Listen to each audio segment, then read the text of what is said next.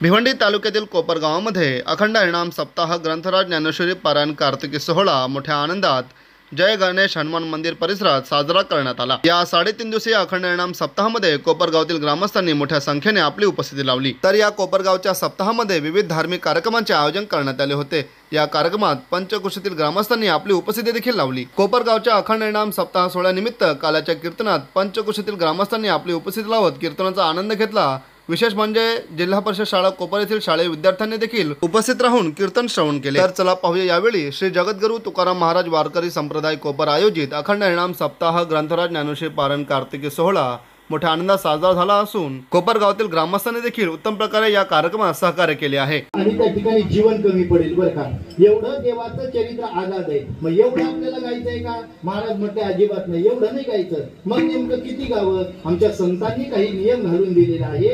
हो, देवाचं चरित्र आगाध आहे। मग त्या देवाच्या चरित्रामध्ये हो त्याने इथे इथे जे केलं ते गायलं जावं बरं का, हे वेगळं सांगायची गरज नाही। केले देवे गोकुळी, देवाने चरित्र ते उच्चारावे। केले देवे गोकुळी, देवाने गोकुळात जे चरित्र केलं ते गायलं जावं बरं का। आता एक ऐका, देवाने गोकुळामध्ये सुद्धा अनेक प्रकारचं चरित्र केलेलं आहे। यापैकी कोणतं गायलं जावं? महाराज म्हटले गोकुळामध्ये सुद्धा त्याने या दशेत जे केलं ते गायलं जावं। हे दशे चरित्र केले नारायणे रागता गोधने रागित आहे। रांगताना जे केलं, गाई राखताना जे केलं ते गायलं जावं बरं का। आता याने रांगताना काय केलं आपल्याला सर्वांना ज्ञात आहे। हा त्या ठिकाणी 8 वर्षाची मूर्ती म्हणून तुरुंगामध्ये आणि त्या ठिकाणी आयोनी संभवन वहे काही श्रमी नामयाचा स्वामी प्रगटला। हो, आयोनी संभव प्रगटला हा राग ही प्रमाण पाहून घ्या म्हणजे कळेल आपल्याला। आयोनी भगवान परमात्मा त्या ठिकाणी प्रगट झाले। 8 वर्षाची मूर्ती म्हणून त्या ठिकाणी प्रगट झाले। बर, प्रगट झाल्यानंतर त्या ठिकाणी मला कुठे नेऊन ठेवा हा पत्ता सांगितला। भगवान पुन्हा लहान झाले आणि लहान झाल्यानंतर मात्र वसुदेवजींनी त्यांना टोपल्यात भरलं आणि त्या ठिकाणी त्यांना उचलल्याबरोबर उचळीला कमळापती पायी उचलल्याबरोबर हातापायामध्ये ज्या बेड्या होत्या त्या बेड्या निघून गेल्या। म्हणशी रक्षपाळ तेम्या मोहिले सकळ, रक्षपाळ मोहित करून टाकले, त्यांना मूर्छित केलेलं आहे। बरं, कड्या कुंप उघडली गेली, तुरुंगाचे दरवाजे आपोआप त्या ठिकाणी उघडले गेले आणि दरवाजे आपोआप उघडल्यानंतर ते टोपलं घेतलं, भगवान परमात्म्याला डोक्यावर घेतलं आणि वसुदेवजींचा प्रवास सुरू झाला। प्रवास करता करता यमुनेच्या तटापर्यंत आले। यमुना मैयाने विचार केला, हे आता पलीकडे जातील केव्हा? नंद बाबाच्या वाड्यामध्ये लहानाचे मोठे होतील केव्हा?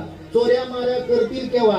आई यांना सापडवेल केव्हा? नंतर यांना गायी राखायला पाठवील केव्हा? याला तेव्हा आपल्याला दर्शन भेटेल। याला अनेक काळ निघून जाईल, पण तोपर्यंत वाट पाहण्यापेक्षा आता देव जर इथून चाललेले आहेत ना, या संधीचं सोनं करायला काय हरकत आहे? आपण देवाचं दर्शन आताच घेऊया। परिणाम काय झाला? यमुना मैयाने आपला पूर वाढवला, पण पुराचा विचार मात्र आणि त्या ठिकाणी वसुदेवजींनी केला नाही। वसुदेवजी चालायला लागले। हो, अगदी पाणी त्यांच्या डोक्यापर्यंत आलं, कमरेपर्यंत आलं, पोटापर्यंत आलं, छातीपर्यंत आलं, अगदी गळ्यापर्यंत पाणी आलं, हनवटीपर्यंत पाणी आलं, तोंडापर्यंत पाणी लागलं। तरी वसुदेवजी पुराच्या पाण्याचा विचार न करता केवळ बाळाला वाचवायचंय, त्या दृष्ट कंसाच्या भीतीने आणि त्याच्या तावडीतून याला वाचवायचंय ना, याकरता आपल्याला पलीकडे त्या ठिकाणी याला संरक्षणार्थ घेऊन जायचंय। हा भाव त्याच्या अंतःकरणामध्ये, वसुदेवजींच्या अंतःकरणामध्ये होता आणि याकरता ते चालत होते बरं का। पण पाणी जेव्हा अगदी नाका तोंडापर्यंत आलं ना,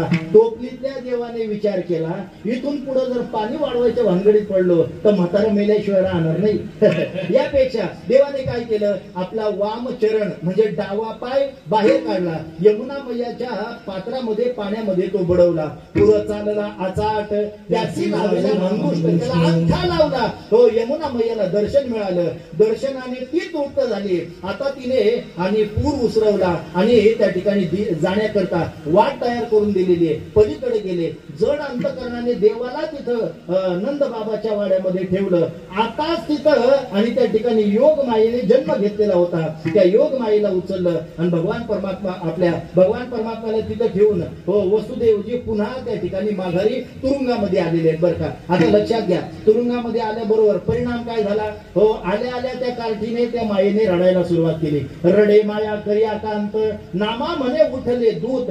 तिने रडायला सुरुवात केली. कड्या कुंप लागले गेले, दरवाजे लागले गेले आणि तिने जशी रडायला सुरुवात केली का तसे जे मूर्छित पडलेले जे त्या ठिकाणी सैनिक होते, द्वारपाल रक्षपाल होते, त्यांनी मात्र उठून आठवा आठवा आठवा म्हणून त्या ठिकाणी पळायला सुरुवात केली. कंस धावत आला आणि कंसाने पाहिलं तर हा आठवा नव्हता, आठवी होती बरं का. हा म्हटलं हरकत नाही, आठवा काय ना आठवी काय, कारण मागे याच संबंधाने शंकेचं निरसन करण्याकरता नारद महर्षी भेटलेले होते बरं का. ते म्हटले अरे हा अनंत लीलाधारी भगवान परमात्मा आहे, हा कोणत्या रूपाने कसा कधी येईल काही सांगता येत नाही आणि तुझा काटा काढल्याशिवाय राहणार नाही. हो याने विचार केला आठवा काय ना आठवी काय, हरकत काय. याने आपलं असं त्या मुलीच्या तंगडीला पकडलं, असं गरगर गरगर गरगर गरगर असं फिरवलं आणि ते भली मोठी शिळा होती, त्या शिळेवर आपटणार एवढ्यामध्ये ते माया मात्र हातातून निसटून गेली. तिने आपलं आणि त्या ठिकाणी स्वरूप प्रगट केलं आणि तिने सांगितलं अरे काय बायकांची युद्ध करतोय, लढतोय.